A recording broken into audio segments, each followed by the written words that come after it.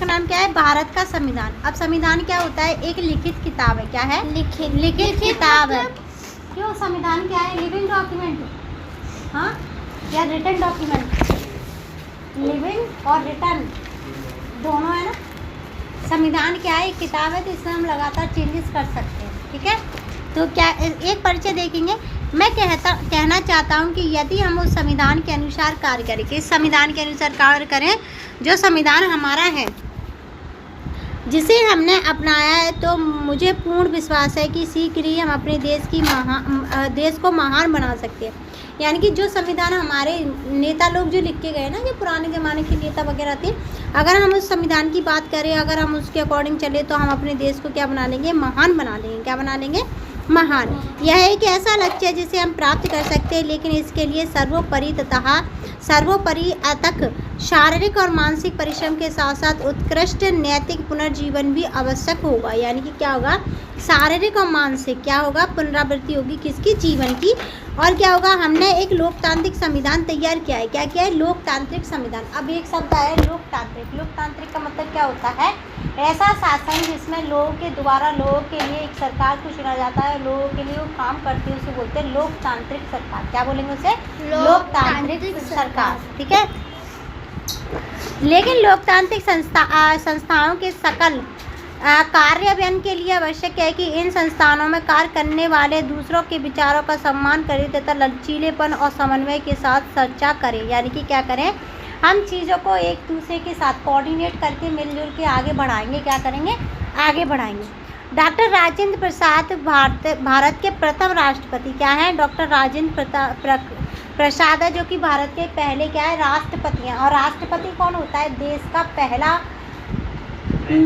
देश का पहला citizen, first citizen of India क्या कौन होता है? प्रेसिडेंट। कौन होता है? प्रेसिडेंट।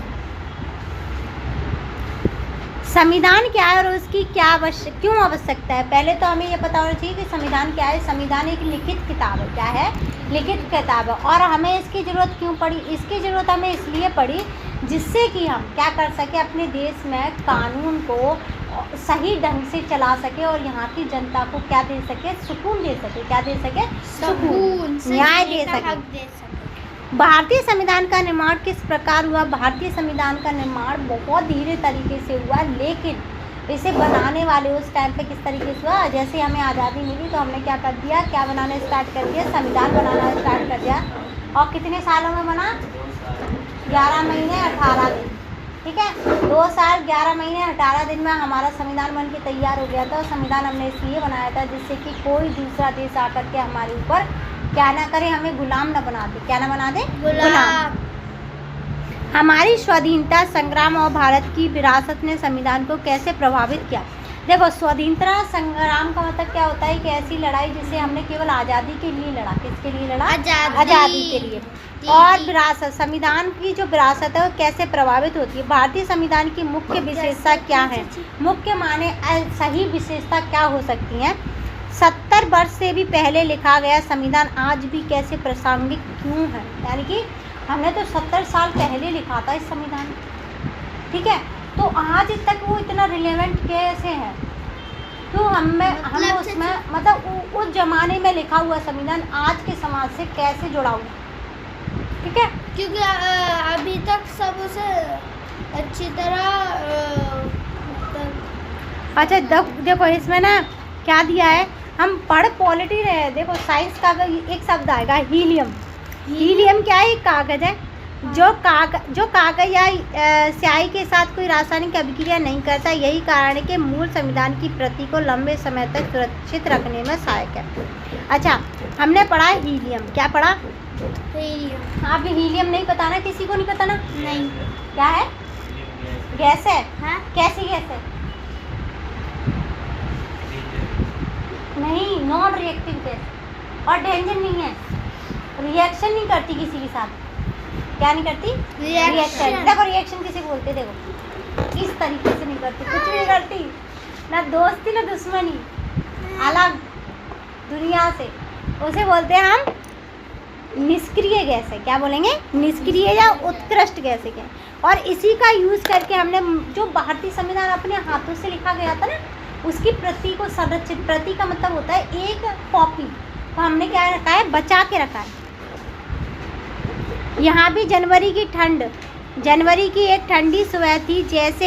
जैसे ही हर गणतंत्र दिवस पर होता है, माँ की आवाज़ घर में गूंजी, उठ जाओ, समय हो गया, नहीं तो परेड छूट जाएगी। पापा पहले ही जग चुके थे। उन्होंने टेलीविज़न पर दूरदर्शन लगाया और बोले, कुमार निरहिका, जल्दी आओ, परेड शुरू हो रही है। बच्चे अपने गर्म बिस्तर से कूदकर आगे भागे और दूरदर्शन के सामने उत्सुकता के साथ बैठ गए, ताकि गणतंत्र, क्या है गणतंत्र, गणतंत्र का मतलब क्या होता है, रिपब्लिक का मीनिंग क्या होगा, रिपब्लिक का मीनिंग क्या होगा, to have the constitution if any country, किसी भी कंट्री के पास, हाँ वो बता रही हूँ, हाँ संविधान होना चाहिए। गणतंत्र का मतलब क्या है, संविधान का होना, क्या है, संविधान का होना। गणतंत्र दिवस परेड का एक भी पल छूट न जाए। कर्तव्य पथ पर तिरंगा के फहराते शानदार मार्चिंग बैंड्स और रंग बिरंगे प्रदर्शन को देखकर पूरे कमरे में गर्व और उत्साह की भावना फैल गई। 26 जनवरी भारत के लिए एक विशेष दिन था। इसी दिन 1950 में हमारा संविधान लागू हुआ था। क्या हुआ था, लागू। अब इस पता है लाइन का मतलब क्या है, बन तो गया था, लागू मतलब जमीन पे आना, ठीक है। जैसे बच्चों को कितने 14 साल तक के बच्चों को फ्री एजुकेशन दी जाएगी, मतलब फ्री एजुकेशन, पैसा नहीं लगेगा, खाना फ्री, खाना किताबें बुक वगैरह सब कुछ मिलता है ना स्कूल से, ठीक है। अब देखेंगे इस दिन हमारे संविधान से गहरा संबंध है। चित्र में दिखाया गया है कि वो पुस्तक हमारा संविधान है, क्या है, एक पुस्तक हमारा संविधान है। इसे सुरक्षित रखने के लिए इससे संसद में हीलियम से भरे कांच के डिब्बों में सावधानी पूर्वक संरक्षित किया गया है। परंतु वास्तव में संविधान क्या है और क्यों है इतना महत्वपूर्ण, यानी कि हमने हीलियम गैस में इसे क्या रखा है, डुबो के रखा है, डुबो के लगा करके हीलियम गैस से उसके चारों तरफ और उसे रख दिया है, जिससे कि हमारा मूल संविधान कभी खराब ना हो, जिसे लिख के गए ना लिखने वाले, वो खराब ना हो। अब देखेंगे भारत का संविधान एक ऐसा प्रलेख है जिसका पालन करने के लिए प्रतिज्ञा हमारा देश के कई महत्वपूर्ण पदाधिकारी लेते हैं। राष्ट्रपति शपथ लेते हैं कि वे इसके संक्षिप्त सुरक्षित रखेंगे और इसकी रक्षा करेंगे। साथ ही प्रधानमंत्री, मंत्री परिषद और सदस्य और न्यायाधीश यह संकल्प लेंगे कि संविधान के प्रबंधों का पूर्ण रूप से पालन करें। अब इन चारों लाइनों में ये लिखा गया है कि संविधान में जो लाइन पहली हमारी प्रियम्बल लिखी है ना, तो जितने भी अपने पद की शपथ लेते हैं, पद क्या होता है, डेजिग्नेशन, क्या होता है, डेजिग्नेशन, यानी कि पद उनका ये चेयर, तो जब भी वो लेते हैं ना तो क्या लेते हैं, शपथ लेते हैं, क्या लेते हैं, शपथ को क्या कहते हैं इंग्लिश में, ओथ एंड अफर्मेशन, ठीक है।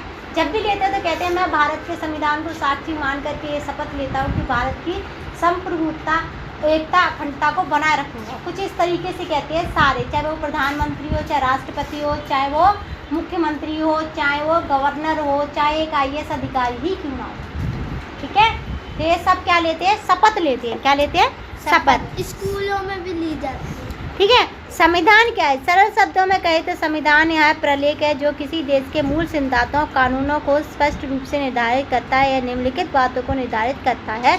सरकार के 3 अंग, यानी कि संविधान क्या है, संविधान एक ऐसी लिखी हुई किताब है जो पूरे कानून को लागू करने का काम करती है। पहला ही उसने दिया है, देखो पूरे देश में सरकार होगी, ये कहाँ लिखा है, संविधान में लिखा है।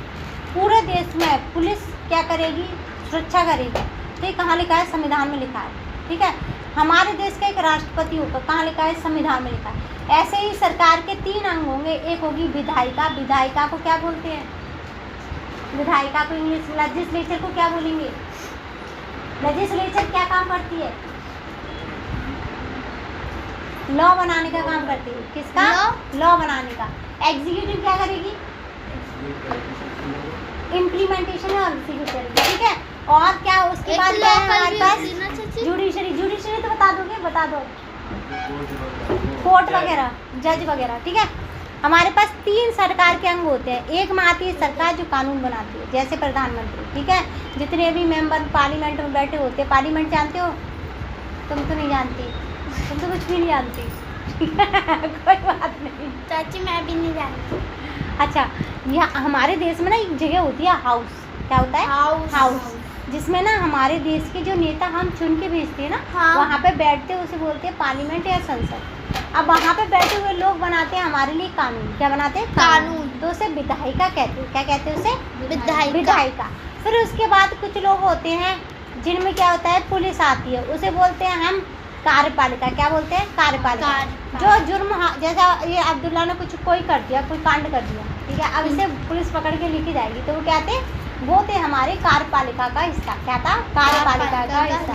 अब इसे ले गए, अब जेल में रख लिया इसे। अब जज कहेगा 24 घंटे के अंदर इसे मेरे सामने लेके आओ। जब ये 24 घंटे के अंदर जिस जज के सामने गया, वो थी हमारी न्यायपालिका। क्या थी? हमारी न्यायपालिका। यानी कि सरकार के 3 अंग होते हैं, एक तो कार्यपालिका, न्यायपालिका, विधायिका। आज मैं जाऊँ कहाँ जाओगे तुम? जेल। तुम जाओगे जेल।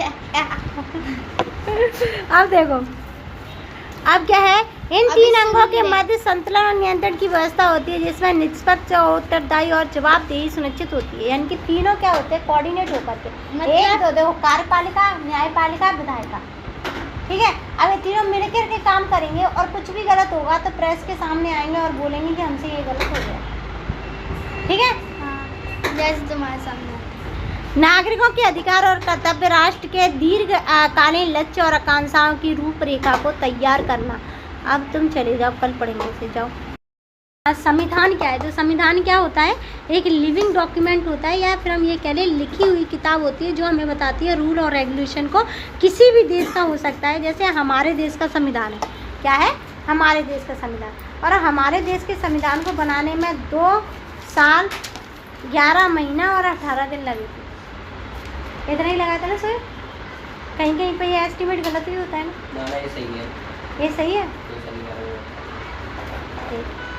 उसके अलावा क्या है कि सरकार के 3 अंग होते हैं। सरकार के 3 अंग, यानी कि सरकार में 3 भाई हैं। एक है हमारा विधायिका, जो कानून बनाने का काम करता है। क्या करता है अब्दुल्ला?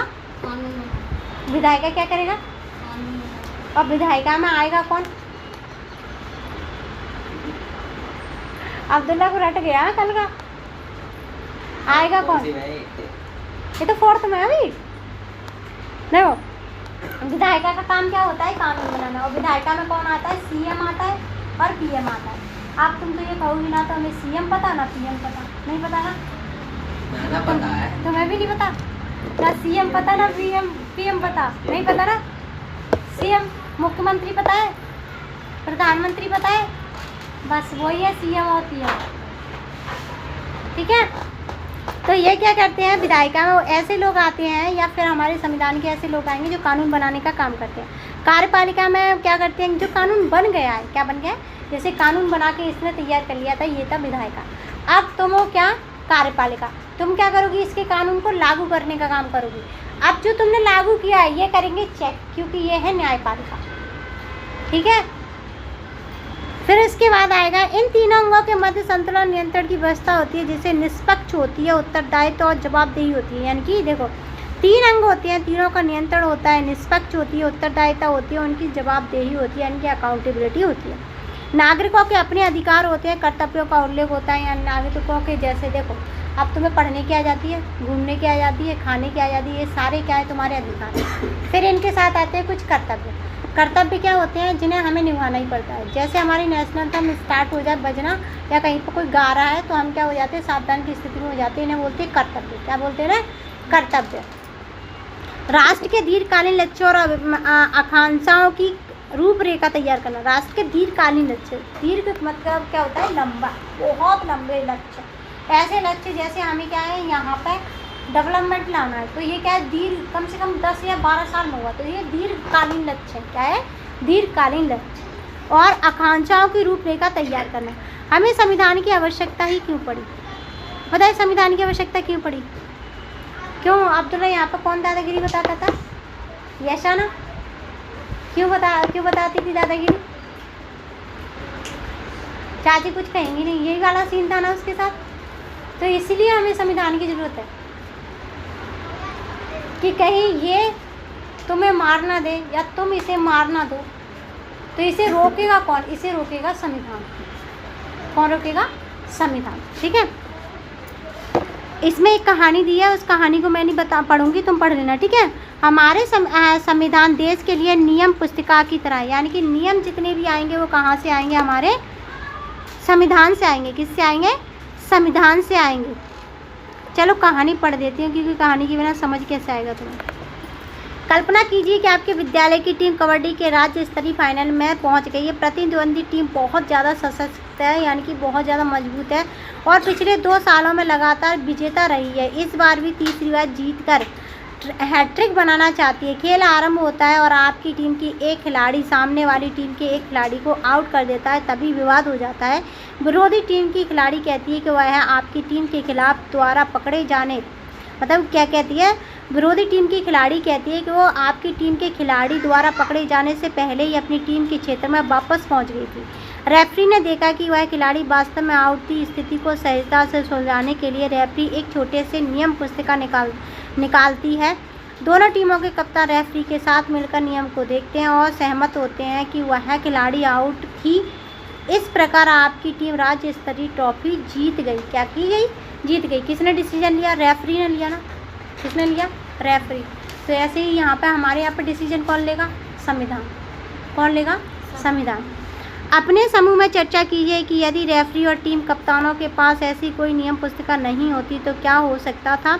सभी लोग उस नियम पुस्तिका का पालन करें, यह सुनिश्चित करने के लिए कि क्या आवश्यक होगा, क्या आवश्यक होता है। अगर टीम कप्तान उस नियम पुस्तिका को मानने से मना कर देता तो क्या होता। किसी एक ऐसे खेल के बारे में सोचिए जिसे आप प्रातः खेलते हो और उसमें पालन किए जाने वाले नियमों की सूची बताइए। फिर प्रत्येक समूह अपनी अपनी नियम, इसमें कुछ नहीं बताया गया है, केवल ये बताया गया है कि संविधान क्या होता है। बहुत सारे नियम कानूनों का क्या होती है, एक बुक होती है। क्या होती है, एक बुक होती है। आप देखेंगे, इसे अनदेखा ना करें। जिस प्रकार आपकी पाठ्य पुस्तक में अनेक खंड मतलब क्या होते हैं, हिस्से। क्या होते हैं, हिस्से होते हैं और अध्याय होते हैं। अध्याय मतलब क्या होते हैं, चैप्टर होते हैं। उसी प्रकार भारत के संविधान में 25 भाग, 12 अनुसूचियाँ, प्रत्येक भाग का एक खंड होता है। क्या होता है, प्रत्येक भाग का एक खंड होता है। विश्व का सबसे लिखित संविधान भारत का है। जब यह लागू हुआ था तब इसमें 22 भाग, 8 अनुसूचियाँ और इन्हें आपको कंठस्थ करने की ज़रूरत नहीं। अरे इसे याद नहीं करना है, बस ये लिखा है, ठीक है। 1950 के बाद हमारा मतलब संविधान लागू हो गया था पूरे ही देश में, ठीक है। आगे क्या देखेंगे, संविधान में मूल नियम यह निर्धारित करते हैं कि देश में किस प्रकार की सरकार होगी, वह कैसे बनेगी और कैसे काम करेगी। इसमें वे कई मूल नियम सम्मिलित हैं जिन पर हमने पिछले अध्याय में चर्चा की, जैसे कि विधायिका, कार्यपालिका, न्यायपालिका का गठन कैसे होगा, ये तीनों कैसे बनेंगे और वे कैसे कार्य करेंगे। यह संविधान भी बताता है कि कानून कैसे बनाए, कैसे लागू किया जाए, कार्यपालिका का चुनाव कौन करेगा, न्यायपालिका का गठन कैसे होगा और नागरिकों के क्या अधिकार और कर्तव्य होंगे। विश्व के अनेक संविधानों की भांति भारतीय संविधान भी देश के उन आदर्शों, यानी कि दुनिया में जितने भी देश हैं ना उनके खुद के संविधान है ना, वैसे ही इंडिया का संविधान होगा। मूल्यों को स्पष्ट करता है जिनके प्रति वह प्रतिबद्ध है। जैसे सभी देशों की समानता, क्या करेगा, सभी देशों को हम समान मानेंगे, उनसे दोस्ती रखेंगे और विविधता में एकता, यानी कि हमारी डाइवर्सिटी बहुत ज़्यादा है। कहीं हिंदू है, कहीं मुस्लिम है, कहीं सिख है, कहीं ईसाई है, कहीं बौद्धिज्म, तो अलग अलग कम्युनिटी के लोग हमारे देश में रहते हैं। उसे क्या करना है, यूनाइट करना है। क्या करना है, यूनाइट मतलब जोड़ के रखना है और शोषण करना है। वास्तव में यही मूल्य और आदर्श प्राय संविधान में लिखे गए कानून और सिद्धांतों की नींव बनाते। अधिकांश संविधान में सम्मिलित कुछ विशेषताएं संविधान समाज के मूल और आदर्श कहाँ से लिए, हमारे संविधान में आते हैं। समाज के मूल और आदर्श का मतलब क्या है, समाज में कुछ क्या चीज़ है और कैसे इनका हम क्या करें, आदर्श बनाया जाए, यानी कि आइडियल बनाया जाए। उसके बाद राजनीतिक व्यवस्था देखेंगे, सरकार के विभिन्न अंग देखेंगे, नागरिकों के अधिकार और कर्तव्य देखेंगे, सरकार को कैसे काम करना है वो देखेंगे और सरकार की कैसी स्ट्रक्चर और संरचना होती है उसे हम पढ़ेंगे। मैं आपके प्रयासों में सफलता की कामना करता हूं और ईश्वर से प्रार्थना करता हूं कि आपकी कार्यवाही केवल विवेक, जन कल्याण और सच्ची देशभक्ति से ही नहीं बल्कि ज्ञान, सहिष्णुता, न्याय और सभी के प्रति निष्पक्षता से भी युक्त हो और सबसे बढ़कर हो। उसमें वह दृष्टि हो जो भारत को उसके प्राचीन गौरव की ओर ले जाए और उसे विश्व के महान राष्ट्रों की पंक्ति में सम्मान और समानता का स्थान दिला सके। ये बोला था सच्चिदानंद सिन्हा ने। किसने बोला है, सच्चिदानंद सिन्हा ने, जो कि हमारे देश के पहले क्या थे, राष्ट्रपति सचिदानंद सिन्हा हमारे देश के पहले राष्ट्रपति थे। नहीं, राजेंद्र प्रसाद थे ना। हाँ, ये मतलब ये कैसी बात कर रहा है, यही तो नॉमिनेट हुए थे, यही तो हमने पहली बार जो प्रेसिडेंट बनाए थे वो पहली बार यही थे। हाँ, ओल्डेस्ट थे।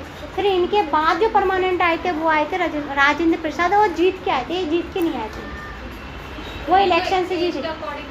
हाँ, जब भारतीय ब्रिटिश शासन में स्वतंत्रता के लिए जब हम अंग्रेज़ों के गुलाम थे ना, तब हमने बहुत लड़ाइयाँ लड़ी, और लड़ाइयाँ लड़ने के बाद हमें यही लगा कि यहाँ पे क्या है, योजना बनाना आरंभ कर देनी चाहिए, और इस योजना से हम विशाल सांस्कृतिक रूप से विविधता और जटिलता में कई प्रश्नों के उत्तर देखेंगे। इस प्रकार की सरकार कैसी होगी, नियम और सिद्धांत हमारा मार्गदर्शन कैसे करेंगे, कैसे हम मतदान देंगे, इन सारी चीज़ों का समाधान हमने कहाँ लिखा था, संविधान में लिखा था। वो इन कई महत्वपूर्ण प्रश्नों के उत्तर ढूंढने के लिए हमने 1940 में क्या किया था, 1940 में संविधान सभा का गठन किया था। हम संविधान बनाने के लिए एक क्या बनाएंगे, सभा बनाएंगे। संविधान सभा क्या है, संविधान सभा क्या है दिव्या, संविधान सभा क्या है? ट्यूसडे, आज ट्यूसडे वेडनेसडे है। संविधान सभा क्या है, नियम है। संविधान सभा पता है, कॉन्स्टिट्यूशन असेंबली पता है, बताए। इन दोनों को सुनाई पड़ना चाहिए, मेरी आवाज़ सुनाई नहीं पड़ रही है, बता दे। यहाँ पे सारे जो अपॉइंट होते हैं, जो इलेक्शन जीत के आते हैं, तब वहाँ पे मीटिंग होती है, जो सारे लॉ लेके आते हैं वो सारे वहाँ पे बैठ जाते हैं कि ये काम है। संविधान सभा का मतलब होता है एक ऐसी सभा जो संविधान बनाने के लिए बनी। क्या है, इसने भी इनडायरेक्ट आंसर सही दिया है, गलत नहीं है हमसे। जैसे मैंने अब हम यहाँ पे क्या है, वोटिंग करें, क्या करें, वोटिंग। अब वोटिंग में कबीर जीत गया, क्या होगा, कबीर जीत गया। अब कबीर जिस जगह पे बैठेगा ना, उसे बोलेंगे संविधान सभा, ठीक है। ऐसी सभा जो कानून को बनाने के लिए, ऐसी सभा जो संविधान को बनाने के लिए बनी हो, उसे संविधान सभा कहते हैं। और 1940 में बनी थी। कब बनी थी, 1940। 40 पता है कितना होता है, 46।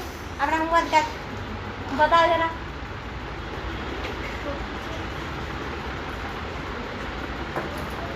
49 कितना होता है, 49, 49, नहीं 59, क्या 49, 59, 59। आगे देखेंगे क्या कह रहा है। जो भारत की क्या था, इस संविधान सभा जब बनी थी ना, तो इसमें ना 389 लोग थे। कितने थे, 389। और 89 किससे कहते हैं, 89 किसे कहेंगे, आप बता दें, आप खुद से बोल रही है। 89। हाँ, सही है। तो डर क्यों रहा है, तुक्का थोड़ी लगा रहा है, तो बिल्कुल सही कह रहा है, ठीक है। किसे बोलेंगे 84, जोर से बोलो। 89। हाँ, किसे बोलेंगे,